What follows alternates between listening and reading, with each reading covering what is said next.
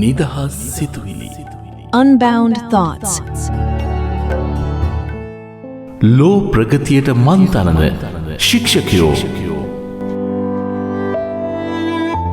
ලෝකය අද බොහෝ දියුණුයි. ඒ දියුණුවට ප්‍රමුඛ හේතුව වෙන්නේ නව තාක්ෂණය හා නවීන විද්‍යාවමද? ඔව්, ඒක එහෙම කියන්න පුළුවන්. හැබැයි ඔය සියල්ලටම මුල් වෙන්නේ මිනිස් මොළය. කවුරුන් හෝ නිර්මාණශීලී බුද්ධිමත් මානවයන්ගේ මනෝ නිර්මාණ එකතුවක් මේ දියුණුවට නිසැක නිමිත්තක්. පුංචි කාලේ මව්පිය සුළඟිල්ලේ එල්ලෙන සිඟිත්තා නොවැටි යන්න ඉගෙන ගන්නවා. ඒ මුල් ගුරුන් වන මව්පියන්ගේ. එතනින් පසු යන මාවත කටුකව්වත් සුමටව්වත් නිවැරදිව හඳුනා ගන්න ඕනේ.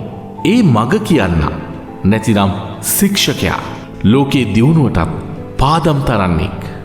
බුදුන්ට බුදුමකට මංහෙලි කළේත් වියතුන්ට දාර්ශනිකයන්ට විද්‍යාඥයන්ට ඇතුළු මනුලොව උපන් සැමට මුල් මන්තැනුවේ ශික්ෂකින් හෙවත් දිසාපාමොක් කුලේ ඇදුරුතුමායි. ඒ ගුරුතුමා එදා වගේම අදත් හෙටත් සමස්ත මානවයා වෙනුවෙන් නිවැරදි මන්තනාවී.